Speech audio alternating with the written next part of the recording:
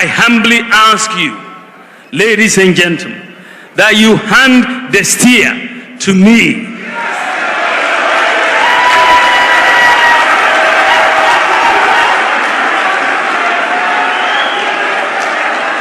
That you hand the steer to me to usher in a new government, a new management style that will give us additional results. We have to ask ourselves a number of questions in making that choice. If you want someone you can trust to come up with innovative and impactful ideas to transform Ghana, then it is Dr. Bawumia.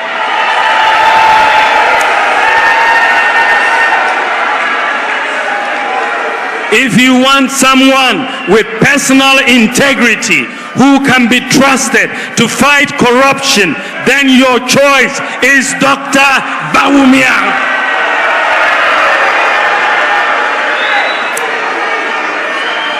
And if the person you have in mind is someone you can trust to work tirelessly and selflessly for Ghana, then it is Dr. Bawumia. If you want a leader with a proven record who you can trust to create jobs for the youth, then it is Dr. Bawumia. If you are looking for the man who has the vision and the commitment to prepare Ghana for the fourth industrial revolution, the digital revolution, then it is Dr. Bawumia. If you are looking for the man who is more committed to protecting and using the natural resources for the benefit of Ghanaians, then the answer is Dr. Bawumia. Who will be more accountable to Ghanaians? A one-term president like my opponent, or a person who can look to a long-term development of Ghana, because he will return to you after 4 years to render an account for the long term? It is Dr. Bawumia. Who can you trust? Who can you trust to protect free senior high school education? The answer is Dr. Bawumia. Who has demonstrated to the development, who has demonstrated a commitment to the development of deprived communities like our inner city communities and the Zongo communities? It is Dr. Bawumia. Who can you trust? Who can you trust to provide bold solutions to improve our economy, create jobs, and improve social protection? It is Dr. Bawumia. Ladies and gentlemen, I am determined to make a difference, a positive difference. I am determined to use the experience I have earned over the last 7 to 8 years from the challenges and the priorities we have tackled, from the successes we have chalked, to the hard work to succeed with you on the priorities that I have laid before you today. I will work for you, with honesty and integrity, with wisdom and decisiveness. I have clarity of mind as to what I want to do from day one as president. I will not ask you for a honeymoon to cool off and think about what to do with the responsibility you give me. I am prepared and ready to serve. You know what I stand for. You know my vision. I believe in the ingenuity of the Ghanaian. Together we can succeed in building a progressive society of possibilities, enterprise, compassion, open opportunities, and shared prosperity for every Ghanaian, born rich or poor, born in the north or the south, born Christian or Muslim, born a girl or a boy, a leper or a disabled person. I have never been president of Ghana before. Dealing with corruption is my next area of focus. Ladies and gentlemen, all governments have struggled with the canker of corruption in our society. People have been killed for corruption, and people have been jailed for corruption, but yet it persists. My view is that corruption operates in darkness, and we need to deal with it through openness and transparency, and through digitalization. Our approach so far has been to deal with corruption after it occurs. My approach to deal with is to deal with corruption before it occurs. Digitalization is the vehicle. The Ghana card has enabled us basically to eliminate ghost workers from the Controller and Accountant General payroll, also from the SNIT payroll and the National Service payroll. Using the Ghana card and the elimination of ghost workers in SNIT and the National Service Scheme, we have saved 800 million Ghana cedis in just these two institutions. One of the most potent weapons against corruption is transparency. Many corrupt activities are cash-based. Apart from the obvious benefits of moving in the direction of a cashless society, the literature does indicate that more electronic payments are used in transactions as opposed to cash. The more that is done, the more there is traceability, and therefore the less corruption. I would like to bring Ghana close to a cashless economy in the shortest possible time.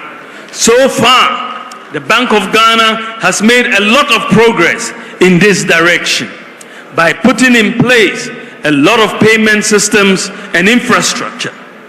These include mobile money interoperability, merchant interoperability, the universal QR code payment system, the GH-Link debit card, eSwitch, Ghana Pay. We have put in place the necessary infrastructure to go cashless as a country. Recently, the Bank of Ghana has completed a pilot of the digital version of the Ghana cedi in Sefwiwi also. This is known as a central bank digital currency, or the e-cedi. The e-cedi is designed to work online and offline and will be launched by the Bank of Ghana in due course. The e-cedi will be the ultimate weapon in our fight against corruption because it will provide transparency, reduce the risk of fraud, robbery, tax avoidance, and money laundering, since it will be easy to track the movement of money and identify suspicious activity. The e-cedi will quicken the pace of Ghana's move towards a cashless or a near cashless society. We will also, ladies and gentlemen, implement blockchain technology and smart contracts for secure data exchange and transparent government services. Employing a distributed ledger technology improves transparency and efficiency. This will make all government transactions permanently traceable and not subject to alteration. I want Ghana to be the first country in Africa and one of the few in the whole world to become an all-government blockchain government. Ladies and gentlemen, In the area of care for the elderly, we will pass the An-Aging Act for the care and protection of the elderly. We will promote geriatric care training programs to address the growing need for elder care. We'll implement policies on the establishment of home care, nursing homes, and rehabilitation services, including assisted living and old age community living. We will create elder-specific social assistance schemes to cover those not currently covered by existing programs such as LEAP. In the area of the environment, ladies and gentlemen, we will enhance the protection of our forests and biodiversity hotspots. We will restore our forests through a reforestation program by targeting 30,000 hectares of degraded areas for reforestation and plantation development annually, establishing 1,000 hectares of bamboo and rattan plantations annually for watershed protection and plantation development. We are also going to be providing tree seedlings and plantation suckers in a minimum of 1,000 communities to enhance national reforestation and plantation development programs. We will protect and preserve our water resources by vigorously protecting both surface and underground sources, by ensuring that the provisions of the water use regulations are adhered to. We'll protect transborder water sources, notably the Volta River, and we effectively manage all water basins in Ghana. With our mining policy, we believe that we are going to be able to deal with galamsey, and that will help us protect the environment. Ladies and gentlemen, in the area of sports, the creative arts and tourism, we will use tax incentives, including a flat tax, to incentivize private sector investments in sports, tourism, and the creative arts. We'll implement an e-visa policy for all international visitors to Ghana to make visa acquisition fast and convenient for visitors. We will roll out a visa-free policy for all African nationals and all Caribbean nationals visiting Ghana. We will also establish a travel protocol in partnership. We will also, in partnership with the private sector, establish a streaming and digital management platform for Ghanaian content developers in the creative arts. We'll also establish a travel protocol service for the creative community to enable artists, performers, and other creatives honor international performances and shows. We will establish a sports development fund to develop sports infrastructure and talent development and grassroots sports programs, including the revival of Colts football and leagues across the country. Ladies and gentlemen, we will establish a Ghana School Sports Secretariat, which will be an agency under the ministry responsible for sports, in collaboration with other stakeholders such as the GES and sports federations. My government will seek school-level collaboration with international sports bodies like the NBA and the NFL to make Ghana a hub for these emerging sports in Africa, to create more opportunities for young people. We have already tried this with the NFL, the governing body for American football. We will, ladies and gentlemen, also upgrade the surfaces of our football pitches to meet the highest international standards. And so we will be seeing an upgrading of the stadia in Kumasi, Accra, Cape Coast, Tamale, and Esipong to make sure that they meet the highest international standards. My government will also implement an effective maintenance module for our sports facilities. We will continue the construction of astroturfs for every constituency to boost the development of our talents, including juvenile football. We have increased AstroTurfs from 3 that we inherited to over 150 in 2024. We are going to start an Operation Olympics Glory program by dedicating resources towards the preparation of our athletes and their readiness for the 2028 Olympics in Los Angeles, USA, including where necessary, targeting specific sports for medals. We will support the revival of the Premier League and clubs to improve commercial viability and create related jobs by directing policy through the National Lotteries Authority and the Gaming Commission to establish and fund a sports employment module to assist premier clubs fund operational expenses, including player remuneration. And also we will provide a bus to each Premier League club. And we will build 6 5,000-seater capacity stadia for the new regions, the 6 new regions, and we will build a standard stadium for Sunyani because of their love of football and the many clubs in Sunyani.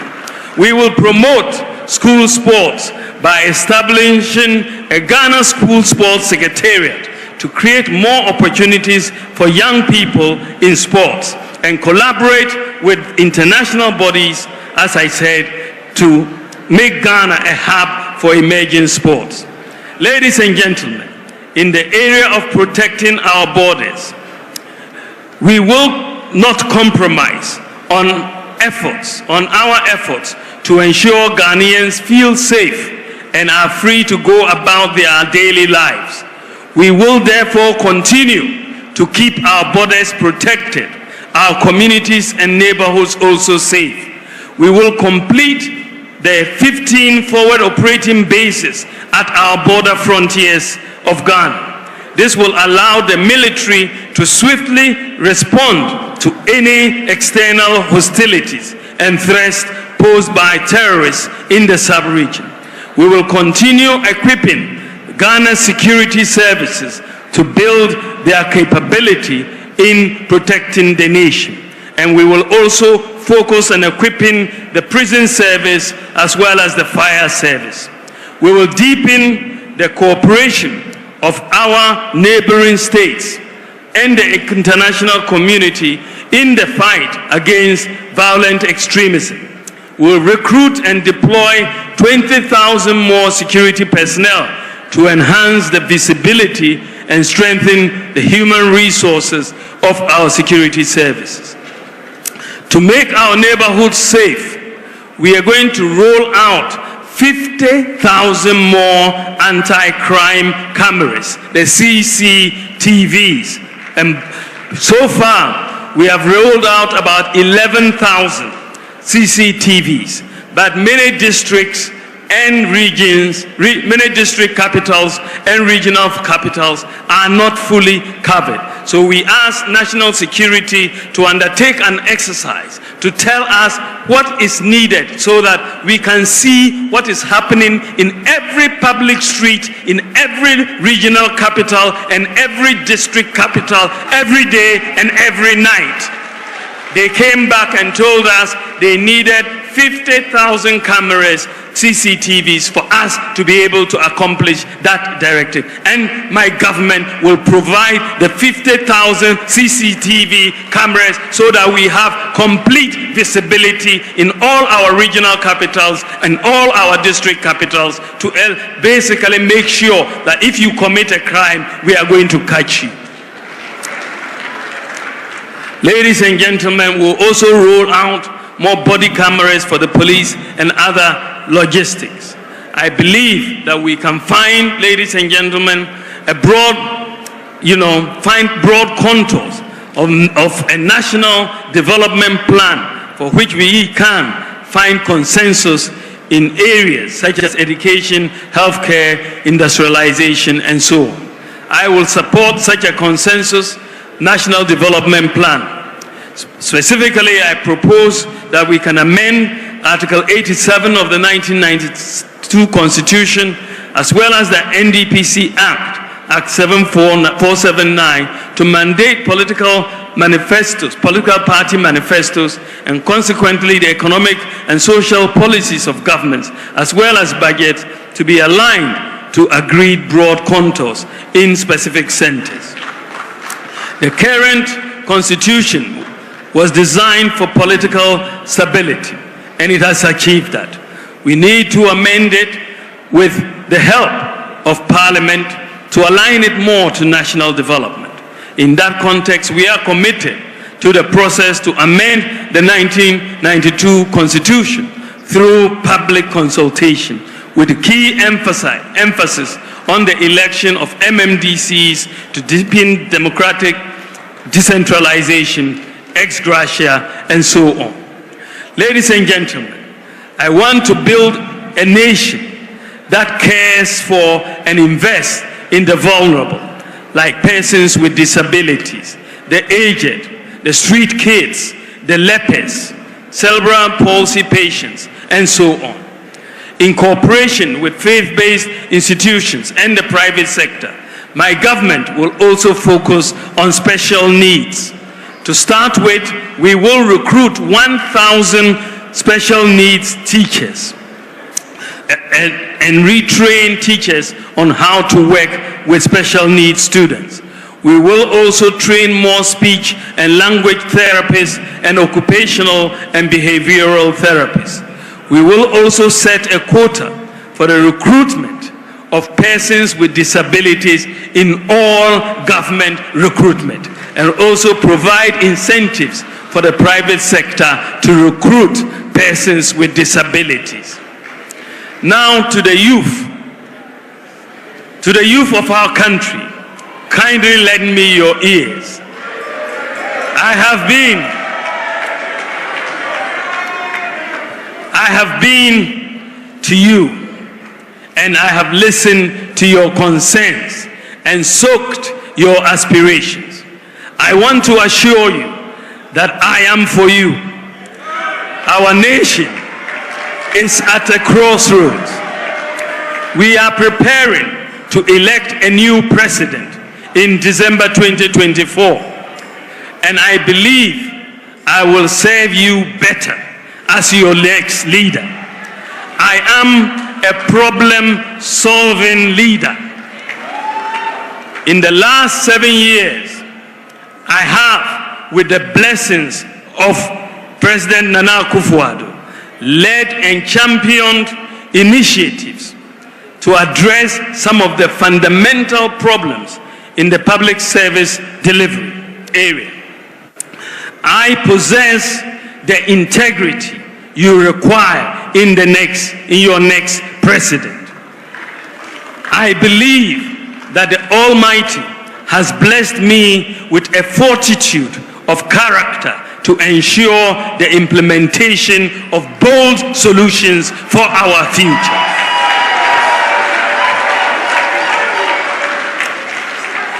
My track record of public service and in international development is public knowledge. My entire career, from academia through to the Bank of Ghana, the African Development Bank, and my current role as Vice President, has been anchored on competence, diligence, and efficient and effective management skills that have contributed to my ability to see projects through to completion. I am determined to make your future my business if you give me the mandate to serve you. My proven ability to manage and deliver results professionally and transparently sets me apart from the rest in the race.